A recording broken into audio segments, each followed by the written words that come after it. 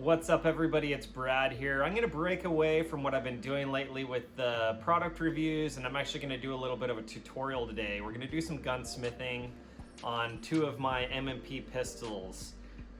Smith and Wesson started including extended slide stop release levers on some of their pistols, especially their performance center models. This is not a performance center model, but it's their new model that has the slide serrations in the front and it's optics ready. And it came with the extended slide stop release lever. I want to swap that one over onto this one. I contacted Smith and Wesson and they will not sell these extended slide stop release levers separately. You have to buy a performance center pistol or one of these newer models to get it. So I have this one that's all been done up, totally custom, and I want the extended slide stop release lever from this gun onto this one. Let's head over to the workbench and let's do it together. Okay, we are at the workbench. To do this install, I like to use 3 different punches. I like to use the 3 32nd punch, the 1/8 punch, and the 3/16 punch. I also use a brass hammer that has a nylon side to it, and then I have this Wheeler Engineering little gunsmithing block that I like to use. Obviously you want to make sure your pistols are both clear and these have been safety checked. So the first step is to remove the slide.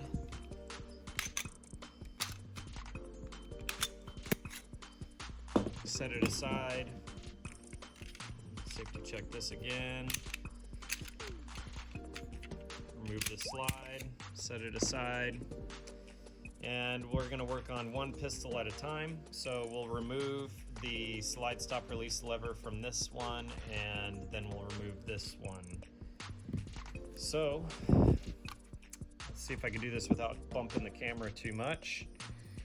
So I always start with the forward pin, and I push it out from the opposite side. This is the trigger pin, and this one is bigger on this side, so it has to be pushed from the opposite side. So I start out with my 1/8 punch. I'm sorry, my 3 32nd punch. And I will drive out that pin.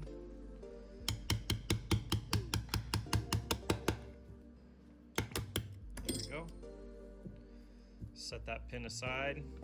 And then we have the trigger pin. You want to make sure that your takedown lever isn't blocking it. You see how it was blocking it before? You want to push that out of the way. Make sure it's not blocking it. And on this one, I will use the 1/8 punch and drive this pin out. So the next step is you gotta remove this slide block here that holds the takedown lever. I like to take a little punch, the 3 32nd punch, and put it in between and use it to push up on that, and then you can move up to the next size and get it in between and start working it out, and it just pulls right out just like that. That is the only thing that you need to do. So now I can lift out the extended takedown lever, and I'll show you up close what that looks like. It just is bent a little bit different right here on either side, and it just adds a little extra space for you to get your thumb on there. So let's remove the other lever, and I will speed up the footage on that.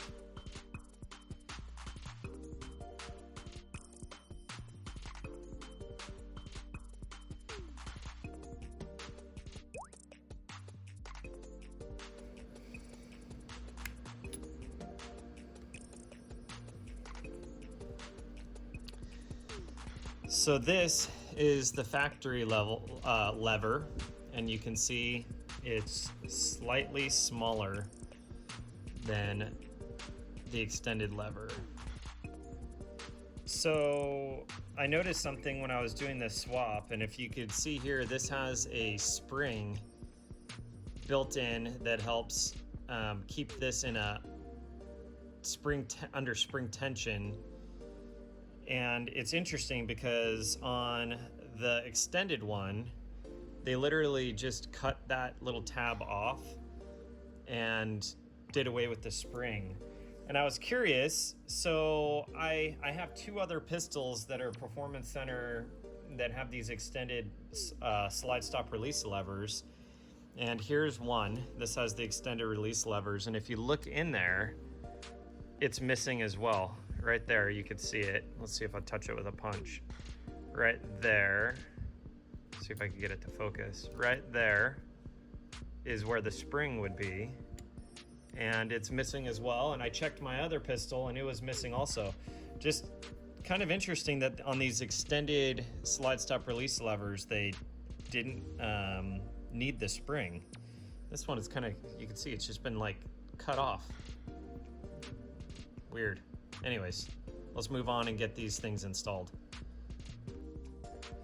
All right, let's get this extended slide stop release lever installed. So it just drops in place. There's this little spring-loaded lever, and you can push it in with your fingernail and then push it down. That kind of locks it in there. Sometimes you have to push this trigger bar out of the way a little bit, but it's pretty easy. Next, you put your rail block back in. I'm gonna turn on my light there. And then what I like to do is from this side, I like to use my smaller punch, the 3/32 punch, because it's hard to show you, but you have to capture. There you go. I'm using the punch to capture both the trigger and the trigger return spring. And I push it all the way through the other side, and that helps me get this pin in. This gun has been disassembled a few times because I put the Apex trigger in and stuff like that, so I can by hand usually just push the pin in. It doesn't take a punch, and I'm working this punch to make sure that spring, you see it just went over the top of the pin, and now I can push the pin all the way in. And then I just take my 3/16 punch and give it a little love. And there, now it's seated. Then I'm going to insert the forward pin. Everything, when this pin is in, that means this pin is lined up. So I like to use the nylon side so it doesn't mar up. There we go. And then I get my 3/32 punch. Give it a few taps. It has a little cutout on the takedown lever for the pin. And that's that. Now it is all installed. The extended slide stop release levers. We will do a function check. Put the slide on. Make sure it's clear still, obviously it is. Check the trigger. Check the reset. Check the lever. And then I like to insert an empty magazine. Make sure that it stops back on its own. And it does. Locks back perfectly on its own. Now I have the extended slide stop release lever. I'm not going to bore you by showing you the install on the other pistol because it's exactly the same. Let's head back over to the reloading bench and close this video out. And we're back. I hope you enjoyed that little tutorial on how to do a slide stop release lever swap on the M&P 2.0 series pistols.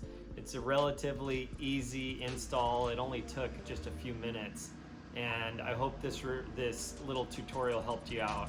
I couldn't be happier with the results. This gun is now complete. I mean, from the Holosun 508T sight to the TLR7A light, the Apex trigger, the Floyd's magwell, and Floyd's custom shop slide work, which includes this awesome porting and barrel crowning and fluting.